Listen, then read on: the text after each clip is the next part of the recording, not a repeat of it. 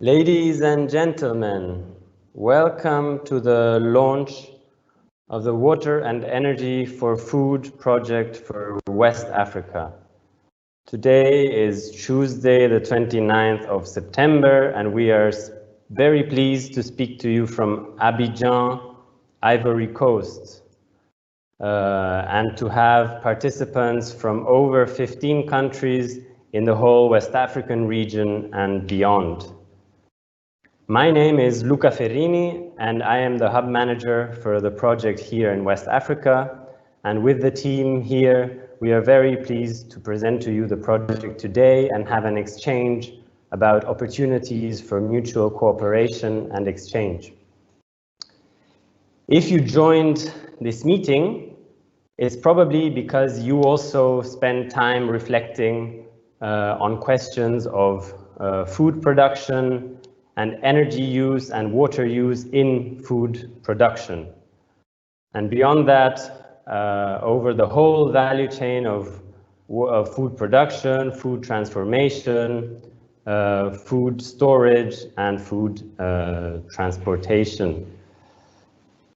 Questions such as how can we feed a massively growing population in West Africa, and how can we do that by still protecting our limited water resources, and also in the interest of climate change adaptation and mitigation by switching the energy source towards greener energy sources.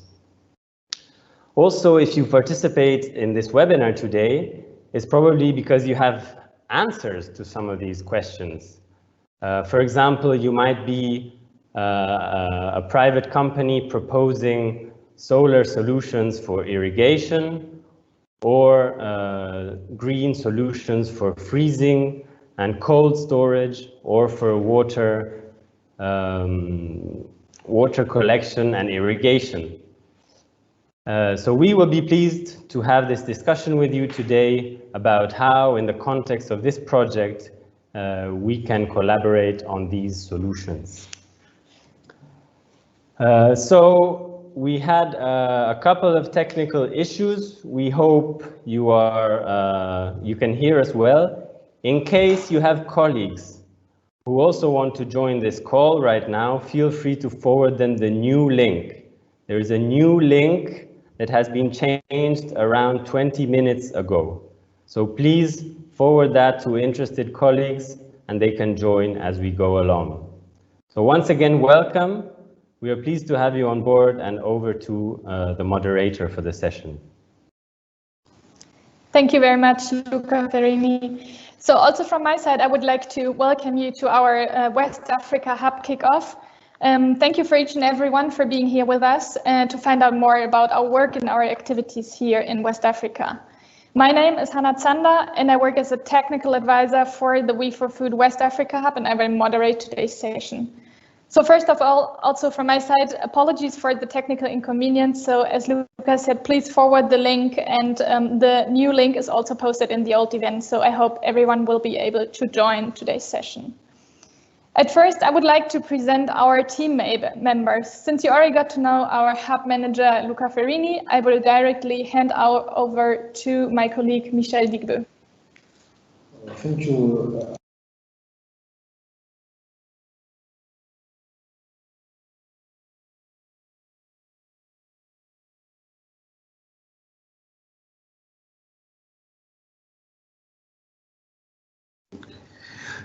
Thank you.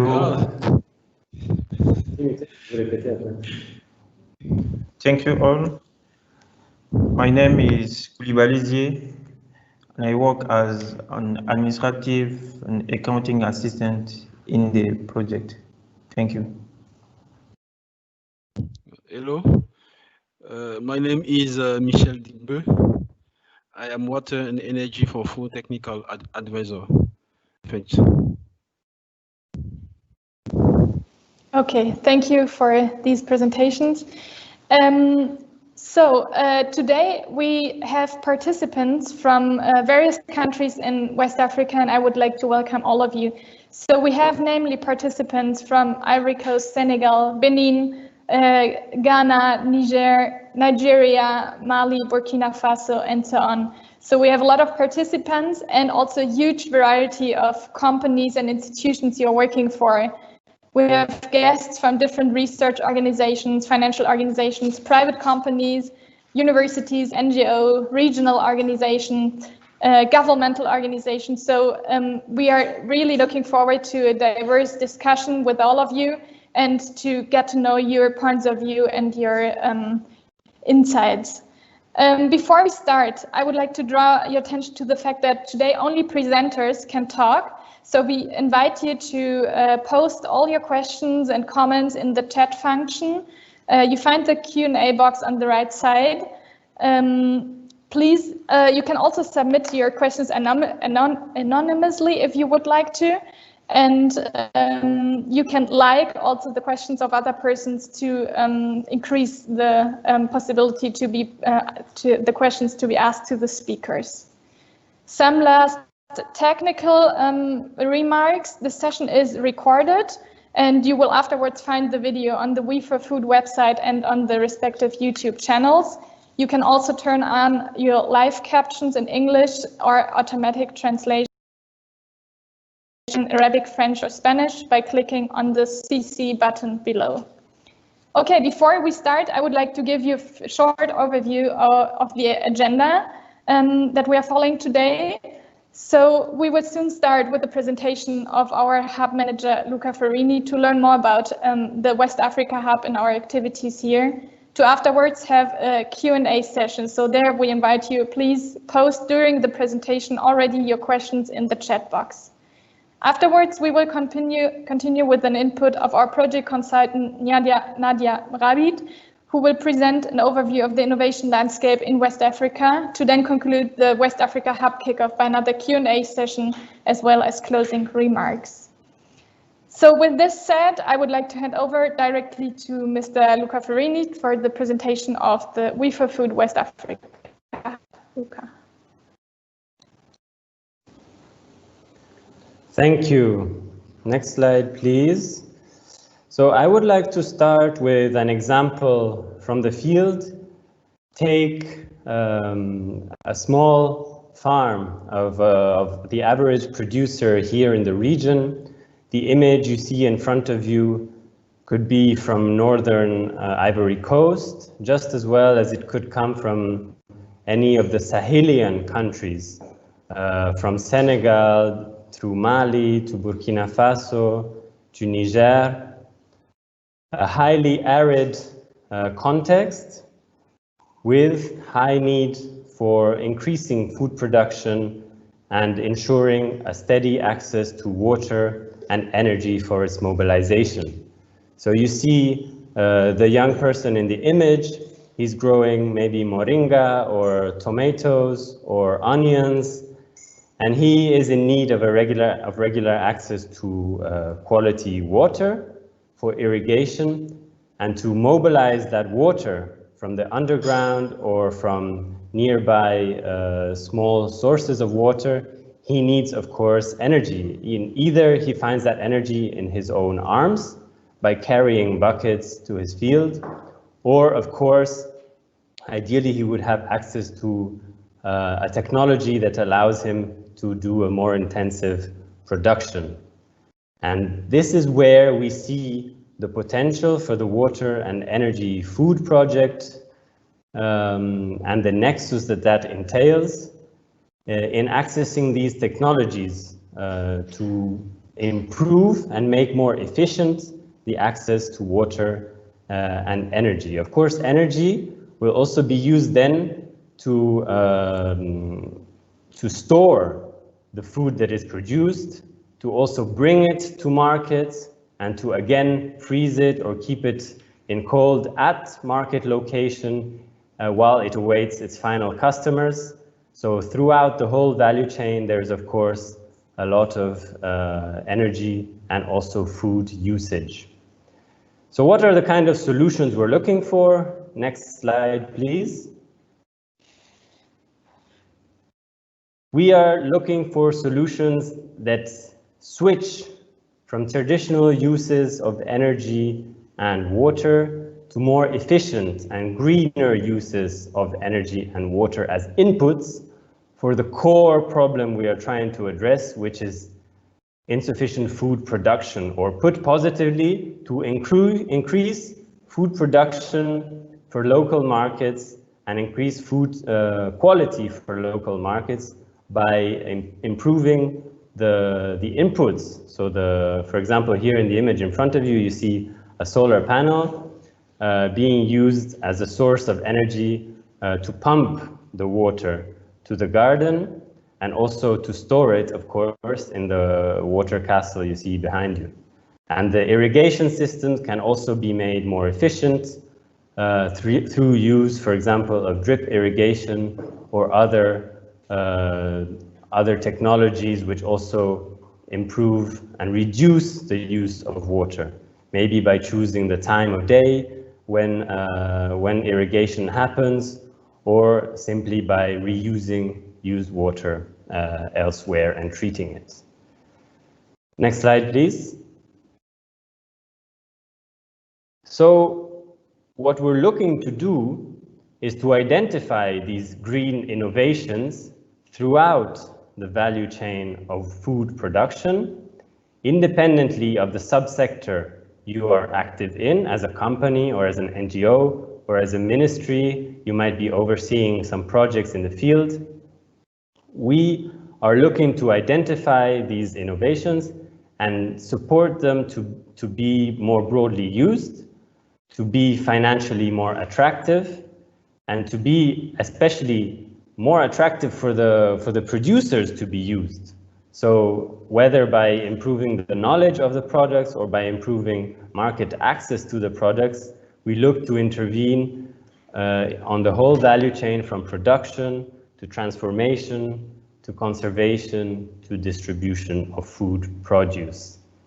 And some of the examples you see on this slide touch on efficient irrigation and water storage, on solar pumping, as was mentioned, but also on analyzing the energy use of certain industries, food producing or food transforming industries, and identifying zones in the value chain where energy can be reduced, either by switching technology or reusing material that was used previously in the value chain, like can be the case in the rice value chain production, in the milling process, for example. And of course, cooling and freezing, especially in our region here, very, very hot region, is a particular theme, bringing the grid or off-grid solutions to very disparate and not desperate, also sometimes also desperate, but disparate and faraway regions. Next slide, please. So our geographical scope is what you see in front of you. We have basically a regional mandate at ECOWAS level. ECOWAS is the regional economic community, with a focus on the countries you see within the purple-blue lines. Some of the subsectors or domains of activities we have launched right now are activities on biogas and rice. Rice, of course, being a sector with very high potential in this region and very high use, of course, both for food security and also for export. Another example is solar applications for irrigation, but also other activities. Fruit transformation is a good example. So fruit typically needs good conservation and good transport facilities to be brought to market and potentially to be even exported. And then we have a mandate, and this you see to your right in the purple box, to focus on female entrepreneurship, which is shown to have a lot of potential for added value at community level and for increasing income for communities. Very importantly, we look at regional and national policy activities that help attract innovation, that help attract green technology, and let's say, lowering barriers to attract these technologies, whether it's through tariff schemes or once the electricity is produced, or also feed-in tariff schemes and the like. And you will hear later from the center, the Regional Center for Energy Efficiency, about some ideas on how to do that. Next slide, please.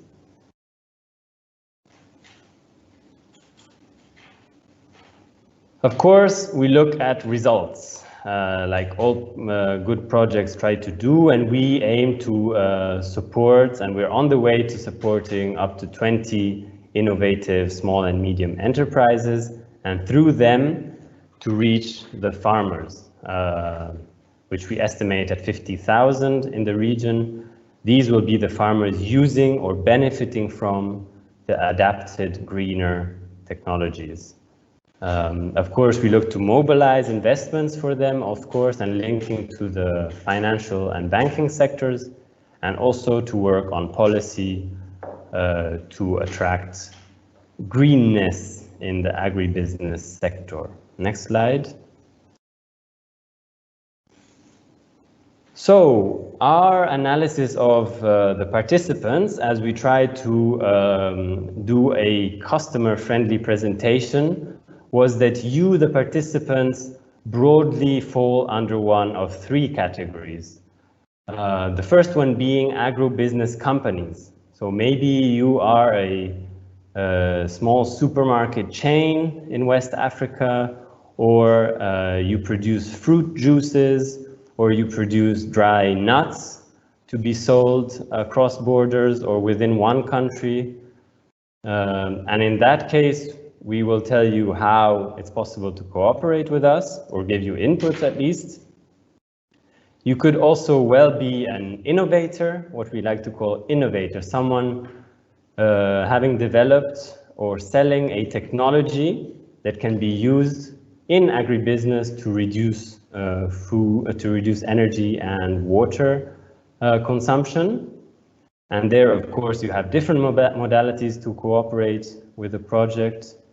And lastly, but very importantly, you are also, some of you are in the public sector, from ministries, from non-profit sector, the NGOs, and you work at local level with associations, or you are yourselves associations. So let us quickly go through the cooperation modalities for the three categories. Next slide, please.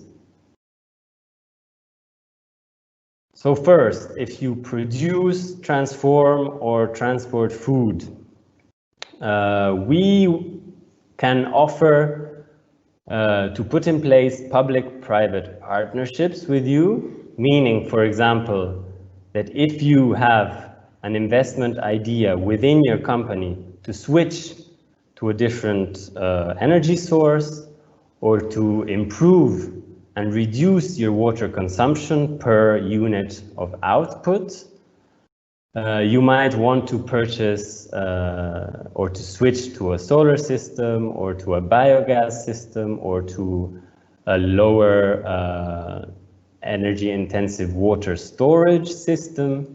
In this case, we can complete your investment, and that is grant money, up to the amount that you yourselves invest.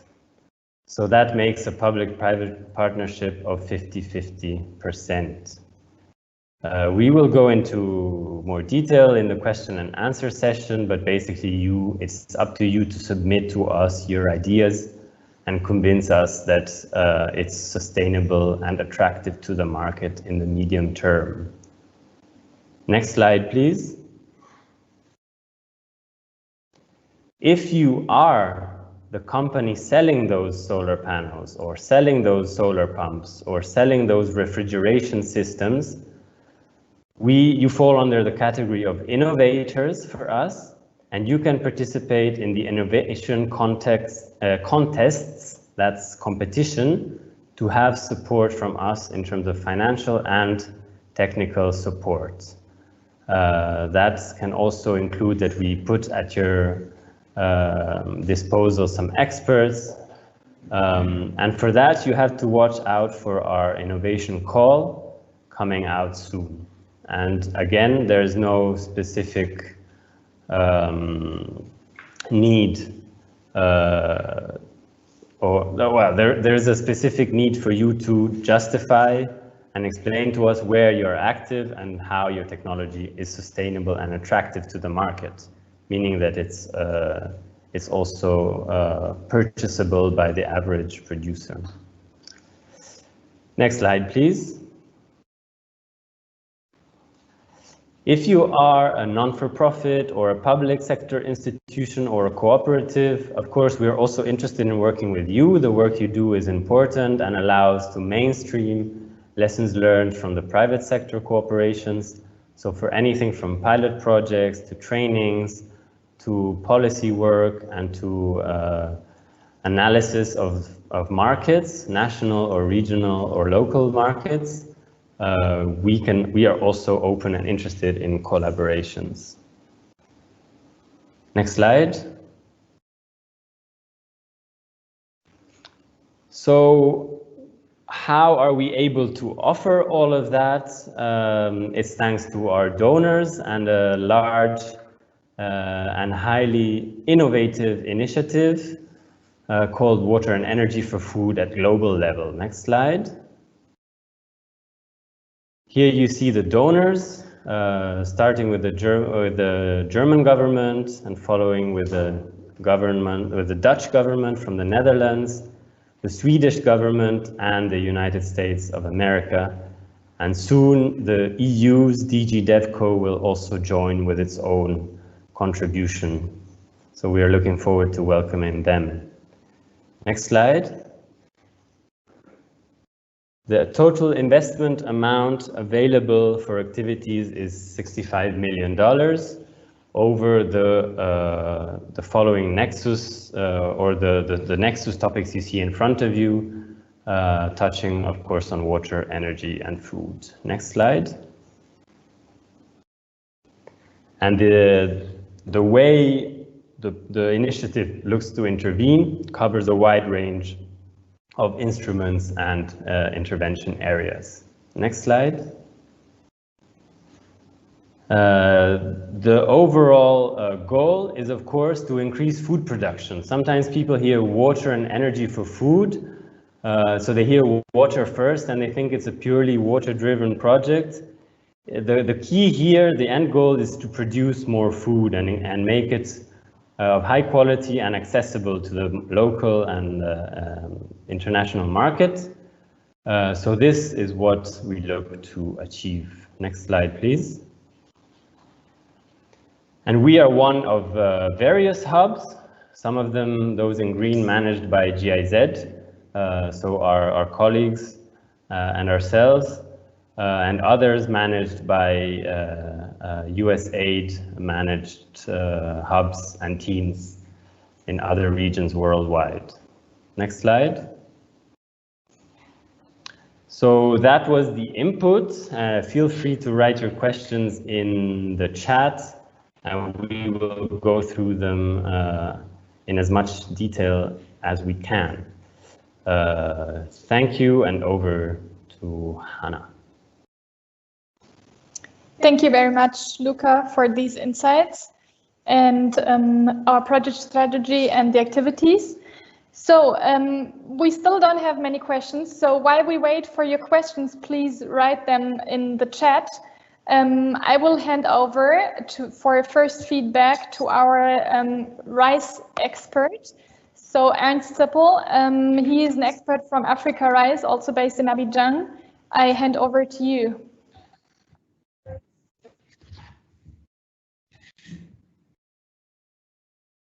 Thank you very much all together. Thank you for the invitation and for the possibility that I can talk a little bit.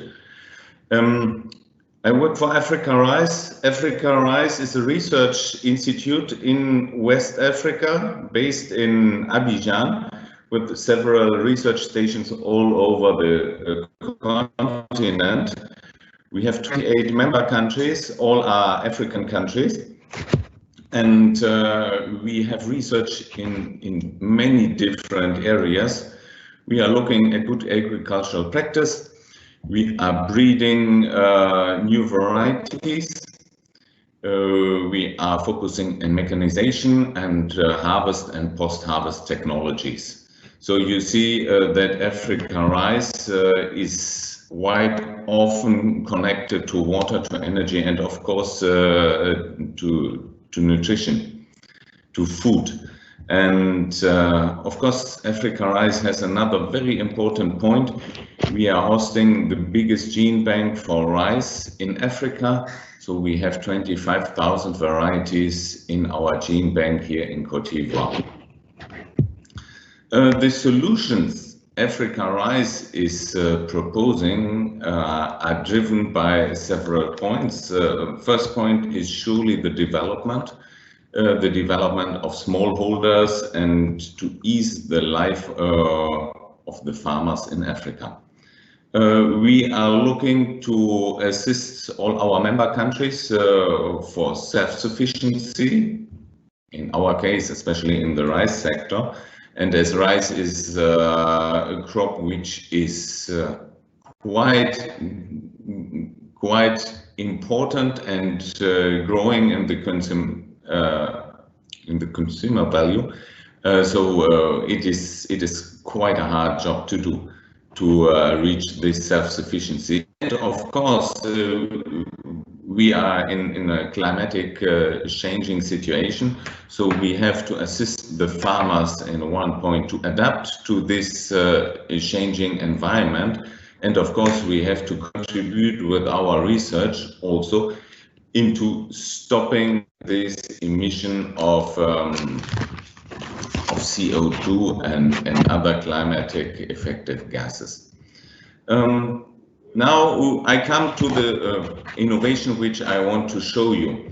You see this gasifier with a fire on the left side. In this case, we are gasifying rice husk. So we are using a waste product of the rice production, which is normally coming up at the rice mills, for heating. And now look please on the right side, to heat up a big pot full with water and with rice. This is for parboiling.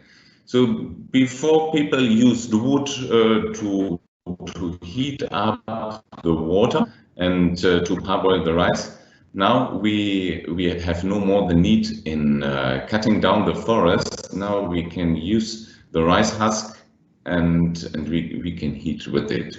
And the most interesting is we need only about 1/3 of the rice husk of the rice we are parboiling. So next slide, please.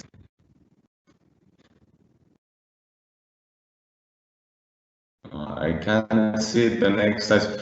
So we have an ecological solution here, which can be used without any smoke around. You see here the ladies are parboiling and you can't see any smoke because of this gasification process. So it is good for the environment, it is good for the people working with this solution, and quite interesting, even when we are ready with the heating, there is still something in the gasifier, and this is charcoal or biochar, and we can use it as a fertilizer. So we are even contributing with this solution for a cycle economy. My conclusion now for our innovations and what I think how we have to proceed with our innovations. We have to focus on the waste which we have in our fields, in our value chain. We have to identify the value in there. It is surely something organic what can be used, in our case now for energy, but it can be used also for fertilizer. So we have to identify this win-win situation in the research steps and in the application step to make an innovation now interesting for the users in the whole value chain. And of course, as we are in climate change, we have to find protective solutions, and we have to find solutions which are adapting the farmers to the climatic change. Yeah, this is what is driving Africa RIH, and I think this is what is driving also my partners in water and energy for food. So I think we are going to start a very wonderful collaboration. Thank you very much. Thank you very much, Ernst, for these insights. Now also our second expert joined. So I would like to hand over again to Alessandra Fieder, who is our expert for the agricultural private sector in West Africa. And afterwards, we directly start with the Q&A session. Alessandra, the floor is yours. Hi, everybody. So my name is Alessandra Fiedler, and I am responsible for public-private partnership projects in Côte d'Ivoire at GIZ. Some of our current running public-private partnership projects are in the rice value chain, in mango, in cashew, and in cocoa, just to give you some examples. And I was asked by the team today to do a short input to speak about opportunities I see in agribusiness or in the agricultural sector in Côte d'Ivoire, and the links with the Nexus topics. And to do so, I brought a picture that you can see, hopefully all see right now. And this is a picture of mangoes, mango waste to be precise. So these are fruits that were infected by fruit flies and that have unfortunately turned into agricultural wastes. I took this picture in the north of Côte d'Ivoire a couple of years back on a field visit, and I chose to show it to you today because for me it was really the visualization where I realized how many agricultural products and sub-products go to waste due to lack of infrastructure, logistics, or other services in Côte d'Ivoire, unfortunately. And it's against this background that I just wanted to share three short messages with you. The first is that Côte d'Ivoire produces about 16 million tons of agricultural produce each year. But almost 30 million tons of agricultural byproducts that are not utilized. So that's almost double. The second message is that obviously these byproducts hold enormous potential for the generation of energy, for the production of fertilizer, as Ernst has just mentioned as well. We see huge opportunities here.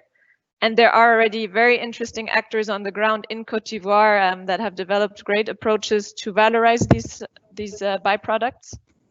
So GIZ in Côte d'Ivoire is working on the utilization of cabos de cacao, so cocoa pods, on the utilization of rice husk and of other agricultural waste for the production of biogas, for cooking briquettes, sorry, I'm lacking the English word here, and other energy sources as well as fertilizer.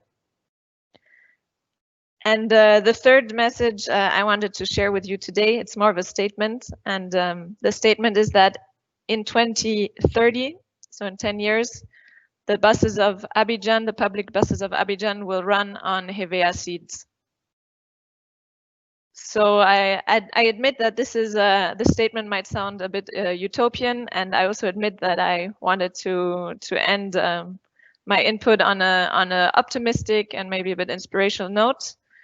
But the reality is that there are GIZ partners on the ground right now that are working on the development of biodiesel and biofuel on the basis of Hevea seeds. This is the car and truck constructor Scania together with the Swedish corporation. And in fact, they have come up with they have done technical studies, and now they're going into the pilot phase for the production of biodiesel on the basis of hevea seeds, which is a byproduct in the caoutchouc product in the rubber production that is currently not being utilized. And GIZ is also partnering with the Abidjan Transport Authority on a training project where we are planning to procure this biofuel for the running of these trading buses. So I hope this will become reality, and I'm going to end here, and I'm available for questions. Many thanks. Thank you very much for these insights and your statements, Alessandra. Okay, so now we come to the interactive part, and I open the question and answer sessions.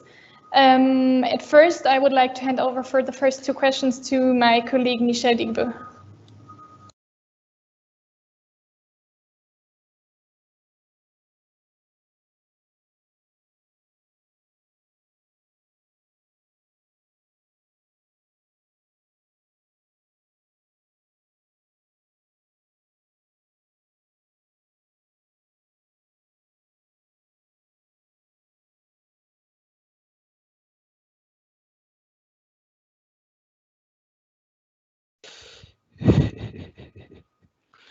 Sorry, everybody. The first question is, we are inventor of a new method of drilling water wells. In addition, our method uses solar power for the drill that drills the well. We also use solar power to pump the water for irrigation. There is a need for our technology. My response is solar irrigation is a technology that the program plans to support.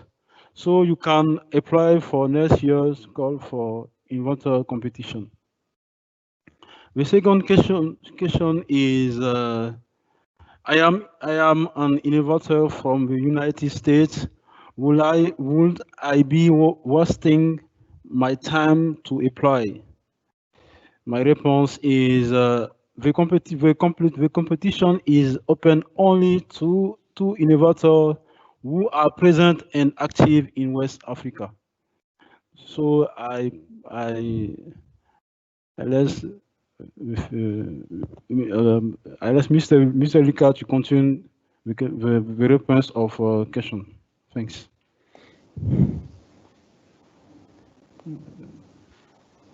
Thank you very much. We have questions from NGOs asking how they can concretely participate as service providers. Of course, sometimes we choose to work through NGOs in certain contexts if it's justifiable.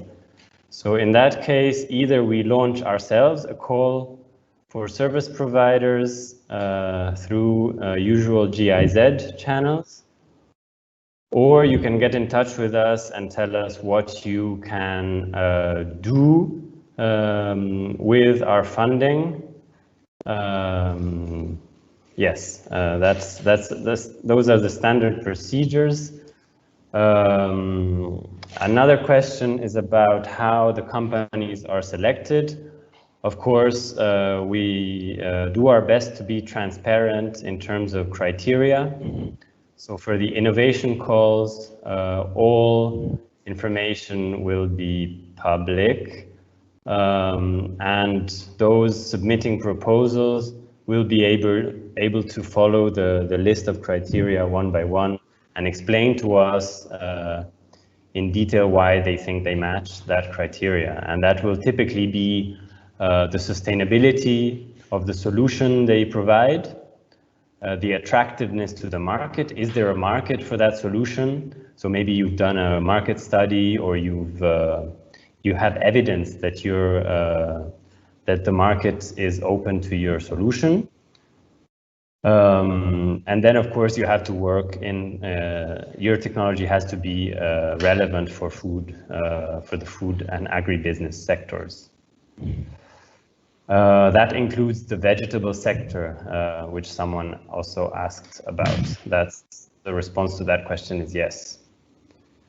In terms of, there was a question from Nigeria about how an incubator organization can work with a project. Of course, incubation is one of the methods that is used to support companies.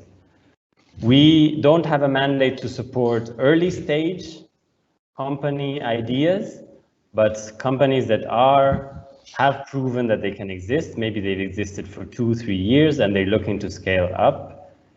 If you have a project, if you have activities on that level of incubation, we could potentially consider to support you in that incubation process through technical assistance or even funding.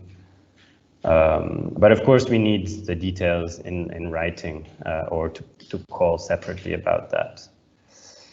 Last questions came from Senegal. It's about amounts for financing.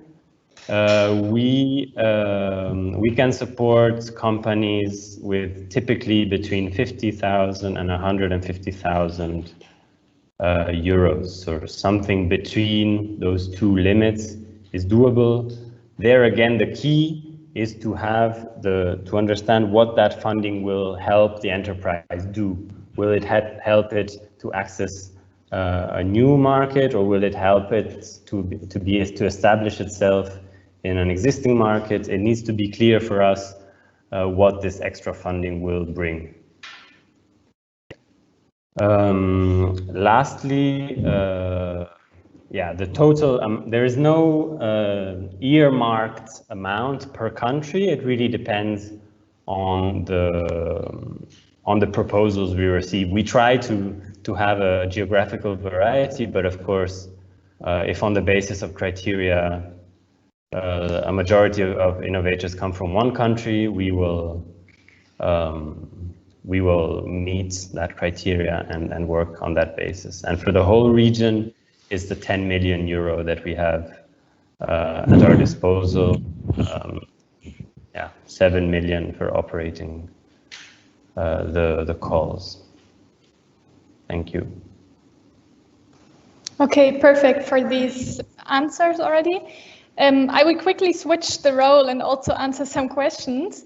So one question we also received, how do you submit ideas? Is there a formal process in which this is done? And if there is a threshold amounting to financing projects and conditions to submit this funding. So I will merge these two questions and just talk quickly about the application conditions. So yes, there is a formal process for the call for innovations. So as mentioned, the call will be published by the beginning of next year. So there will be formal criteria be published on the GIZ website. And also the call will be linked on our We for Food website. So there you can get the information for the calls and apply for it. We don't have a real threshold for the financing of a project, but the proposal should lie between 50,000 and 150,000 euros roundabout. So it always depends on the specific needs and on the specific situation of the companies who apply. But in a maximum amount would be around 150 euros. Then we have one question from Patricia in Ivory Coast. You mentioned 20 companies will be in support. Is there a quota per country or companies led by female? No, there's no quota. So we have no quota per country, but we of course are happy about a lot of applications of female-led companies. So this is really welcome. And you also asked, Patricia, if the vegetable sector is also concerned. Yes, we are not limited to one value chain, so all value chains are included, including the vegetable sector. Then we received a question, do you have We for Food staff in country? If so, which countries? What is their role compared to staff resources from the regional hub? So we have We for Food staff in country, and this is the regional hub. So the regional hub is a representation within the country. In our case, the West Africa Hub is based in Abidjan, Ivory Coast, and we are here with staff on the ground. With regard to the program SMEs classification of agribusiness that the program will seek to have PPPs with, what revenue threshold disqualifies an agribusiness? So with regard to the PPPs, it is important that you know it's always a 50-50 financing. So 50% of the project cost is financed by the company themselves, and 50% can be financed by GIZ. There is no threshold, but the procedure becomes more complicated when we go beyond 200,000 euros. So at best, the GIZ contribution is below these 200,000 euros. We are happy to receive your proposals for projects regarding PPPs. I would just check if we received more questions.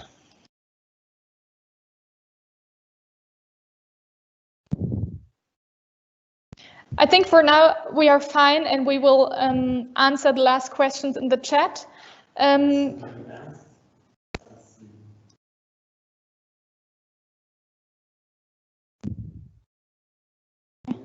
Sorry. Okay. If there are any comments from our speakers still, Alessandra or Ernst, if you want to add something, please go ahead now. Okay.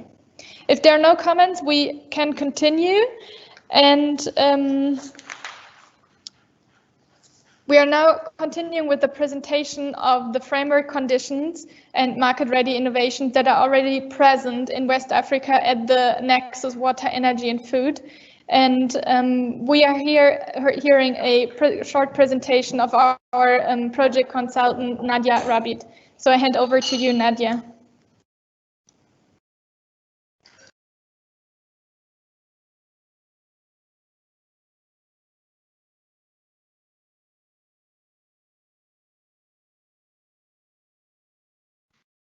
Sorry. Okay, sorry. I forgot to unmute. Excuse me. So thank you very much, Hannah. And thank you very much for the We4Food team for inviting me to be part of the launch of the West African Hub today. And good afternoon, everyone, and especially to all the participants of this call.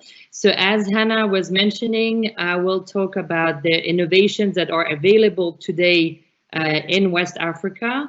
And so I was working actually on a study on like a benchmarking study of existing solutions in the Nexus food, energy and water in Senegal, and contributed as well to the regional version of it. So next slide, please. Yeah, and before starting, so I was asked by the team to actually do a keynote. So I'll try to be fast and short as much as possible. And so just I did a bit of a homework just to say, as we talk all the time about innovation, but what do we understand by innovation? So it's actually the roots of innovation are actually Latin, and it's in and novare. Where in, so it's in obviously, and novare is actually to rebuild, to change, to transform, to restore, etc. So the focus here is really on innovation. So it's not about invention or discovery, which is really the research part, but it's really to operationalize it and to make it available on the market. So the focus I wanted to put on this keynote is actually on the nexus of food, energy and water, so the three topics. And we've identified within 5 countries we were working on, so Burkina Faso, Mali, Côte d'Ivoire, Senegal, and a side of West Africa and Cameroon, two different solutions in the nexus, which are on the one hand integrated systems and the other hand water recycling. So I'll start with the integrated systems. And I will, on the next slide, show you actually the example of an integrated farming system based on the well-known Songhai Center, which is based in Benin, but also has antennas already, for instance, in Nigeria. And a lot of initiatives across the region are based actually on Songhai's approach, with some local, let's say, local applications. So this is an example in Senegal, where I was, and it's a farm in located around Thiès, one of the cities or region which are the very a very agricultural place within Senegal, and where you have access, where they offer like low volume irrigation, so meaning really irrigation systems that are very affordable for anybody. So it's based, for instance, on water bottles, reused water bottles, on solar pumping irrigation, as my colleagues were mentioning earlier, on organic fertilizers based on agricultural waste, so be it from, for instance, as you can see, from cattle breeding or poultry on the one hand, but also on speculations as well. Then the approach used here is, in terms of agriculture, is really agroecology. So really to produce more, but respecting the environment. And then, as said, cattle breeding and poultry. What they're also offering in this center in Senegal is also processing those products. So, for instance, they do a jam, and they're selling, for instance, poultry in pieces to butchers.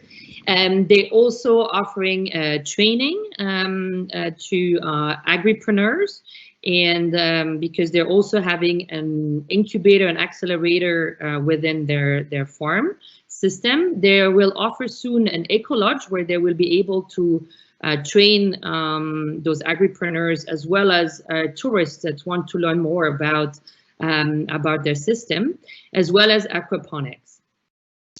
So this was the first example. The second example is on really water recycling based on used water. So on water for domestic use in kitchen and bathrooms.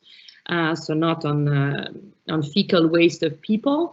So what they have is it's from a water treatment national organization, where thanks to donors and the government of Senegal, they have created an integrated system where they produce electricity. So they generate power via biodigester from this water treatment.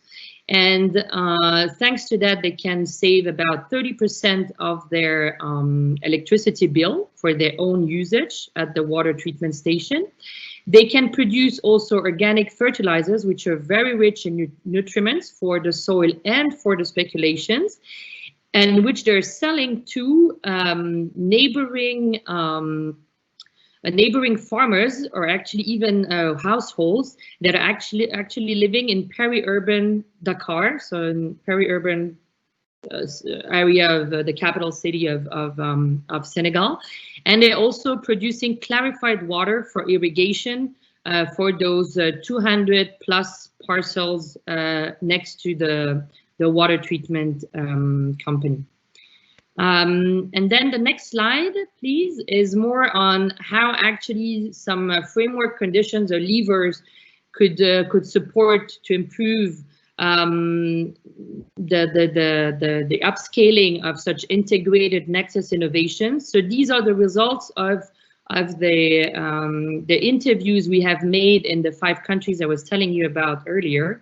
So you have first and foremost also the public policies, and actually informing and raising awareness on incentives around those political policies, as well as other measures like tax credits, etc., supporting also the awareness raising of financial institutions, for including microfinance institutions, to really understand the nexus of food / agriculture, water and energy, as well as interest rates, subsidies, etc., that could put in place to facilitate a conducive environment for those innovative solutions. What has been also put forward in those interviews and studies is actually that there is still kind of a missing link between research and private sector, so between invention and innovation, so putting in those inventions into the market and to be as adapted as possible to the needs of the users, and strengthening the training activities around the nexus, which is also critical. And last but not least, about also putting in place and promoting climate smart agricultural practices along the nexus. Thank you very much.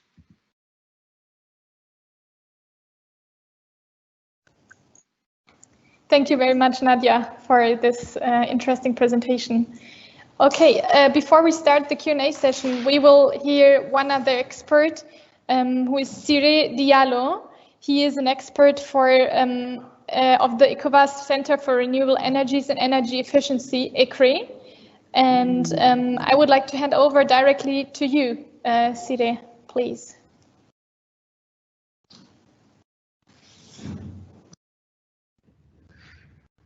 Thank you very much. Siré Abdul Diallo, in charge of resource mobilization, energy market and finance expert. Basically, this is not going to be a presentation, but kind of a statement which is going to provide the position of ECRE through its executive director, who just confirmed to me that he was able to finally connect to the webinar. So the executive director of ECRE is following this webinar and the project with a lot of interest. From a regional perspective, ECRE, the ECOWAS Center for Renewable Energy and Energy Efficiency, is mandated by the 15 heads of state and government of the ECOWAS to remove all barriers in sustainable energy market development in order to improve the livelihoods of the ECOWAS citizens. So once you're talking about improving the livelihood of ECOWAS citizens, the agriculture value chain becomes very important, and looking at ways to increase food productivity is very important, but we also always try to bring light to the post-production issues as well. So this is why we have designed a project called PAC Solar, which is increasing agriculture productivity through solar. And outside of that, we believe the We4F project is quite innovative in the sense that it's working on different barriers, and the policy and regulatory aspect of the market is quite critical for our region, so that we can create a seamless linkage between agriculture, water, and the energy sector. Those three sectors currently are working in silos, are working separately.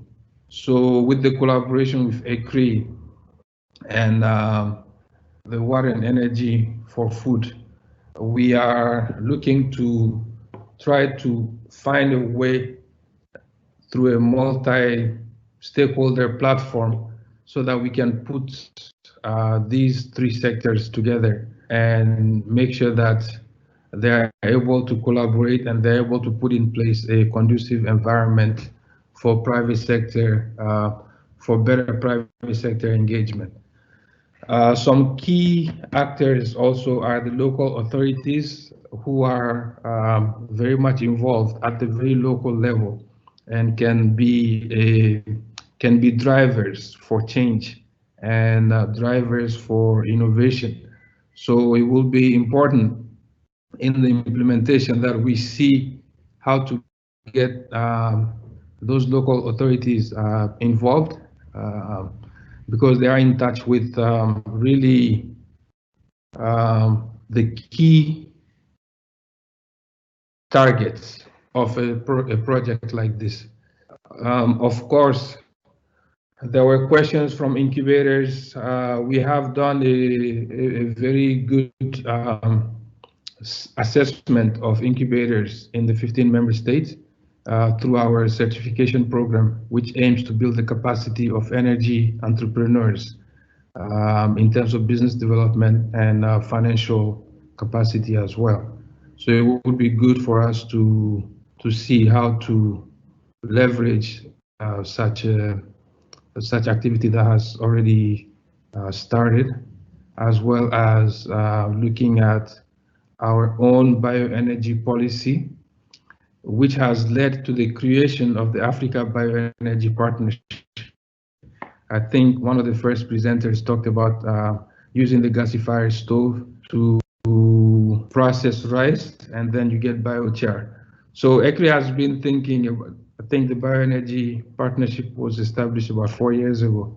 So it's good that all of the pieces and bits that we've done as an organization, we believe that through this project, we can actually bring it all forward in collaboration with GIZ and others. So we would like to just congratulate GIZ and its partners for launching this initiative and reaffirm ECRI's commitment to collaborate, especially in the areas of policy and regulatory framework, in capacity building, and also other key issues such as standards and that can really support the market uptake. Thank you very much. Thank you very much, Sire, for this insight into the political part of our initiative and of the Nexus. For our Q&A session, we have until now received one question, so please post more questions, also directly to our speakers, Sire Abdul Diallo, to Alessandra Fila, and to Ernst Zippel. While you're typing in your questions, I hand over for the first question to Mr. Luca Ferrini.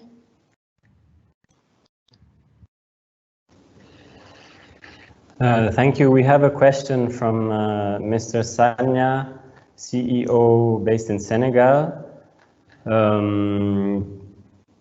The type of activities you mentioned in biogas, solar, and sanitation in rural Senegal very much fit the mandate we have. So, and I think Sire, who just spoke, is also a big expert of the Senegalese market. He could also add a couple of words. We have launched some activities in Senegal, and we think there the market conditions allow for public-private partnerships to flourish.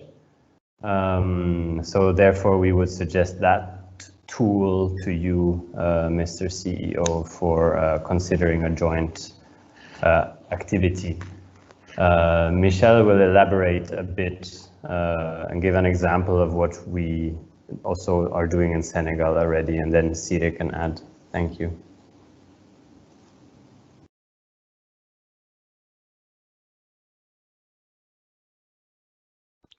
Thanks, Mr. Luca. Currently, we are planning to do a project on energy audit at 5 rice mills in Senegal, in collaboration with GGI. This collaboration consists of making a grant agreement with GTI. Donc, thanks.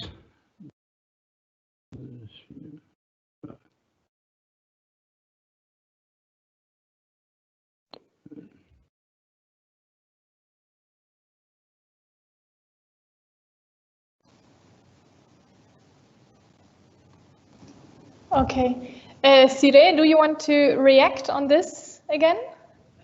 Yes, I wasn't clear what the question was, but I know the company that asked the question, and I know that they are using some really innovative ways to promote the use of biochar and waste to energy in the agriculture sector. So I think that based on the instruments that Luca presented, with which are promoted by Water and Energy for Food, the companies like that Mr. Sanya is in charge of would benefit a lot through a collaboration in that sense. So the Senegalese market, of course, because of existence of biogas programs from years and years ago, has done a lot, but has still struggled to bring about a critical mass of private sector companies. And one of those that emerged so far are that of Mr. Sanya. And I believe that they are doing a lot for with biofertilizers using biogas. That's all I can add. And there are other examples across the region. So.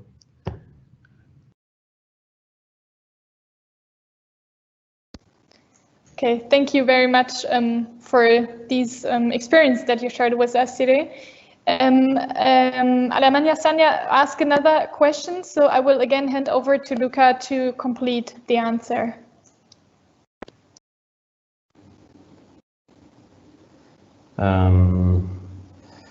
Yes, thank you. When it comes to innovation and business models, we are all for having a discussion about which business models work for specific sectors and especially specific geographical contexts, because we are not of the opinion that there are silver bullets, and we really think that in the rural area you're mentioning for Senegal, with specific groups and self-help groups, one model and and specific market conditions can work that need to be adapted in other contexts. So if you are looking for support to work on that business model analysis or business model strengthening, this is exactly what we are going to offer in the innovation calls. And the question from Ghana, Mr. John, asking how individual farmers can apply. Farmers, depending on the size of the farm, are an enterprise for us. So if they have, depending on the size, again, it's for you to tell us what you would use the investment for, and to which extent you are able to invest matching funds yourself, either alone or with other farmers if you consider yourself too small or if you don't want to take the risk. So also cooperatives or groups of farmers can submit ideas. Thank you. Okay, thank you, Luca. Before we come to the closing, I would like to ask one last question from Yusuf from Ghana also. You asked if the PPP can be also a combination of public sector, non-for-profit and for-profit organizations. So for us, it's always important that one private company, so for-profit company, is within the partnership and contributes the 50%. It is also possible that a non-for-profit organization also partners as the third partner within the PPP. Okay, hoping that we have answered all your questions. We are coming to the closing remarks, and therefore I hand over again to Luca Ferrini. Thank you. I wish to thank you all for your very active participation and your thematic and process-related questions and remarks. We do think that the expertise lies with the companies who are on the ground, who are dealing with customers every day. So we always strive to understand the markets better and see what is needed in specific country situations. We are to be contacted through the following contacts. Next slide, please. We, of course, have a website of the whole initiative with all the donors. That's the we4f.org website. What you see just below the thank you word in the slide in front of you. And we can be contacted by email at the we4food@giz.de email address, at least for West Africa. In other hubs, the email address is different, but we can also forward you if you have a different kind of interest. We can have a conversation with you also on Twitter at the hashtag you see right there. And to receive information about competitions, calls, ongoing projects, you are kindly or warmly invited to sign up to our newsletter, which is to be found as soon as you enter our website. And if in case you are physically in Abidjan, that's where the address on your screen is where we are physically. I would like to finish by saying that the overall goal of this program and of many other programs we collaborate and coordinate with is to ensure greater and better food availability for local populations here in the region and for entrepreneurial opportunities of businesses based here. And so we think that in the space between innovation, but also sustainability, we can find a common area in which we work also with many of you. Thank you very much, and we look forward to achieving successes together. Thank you.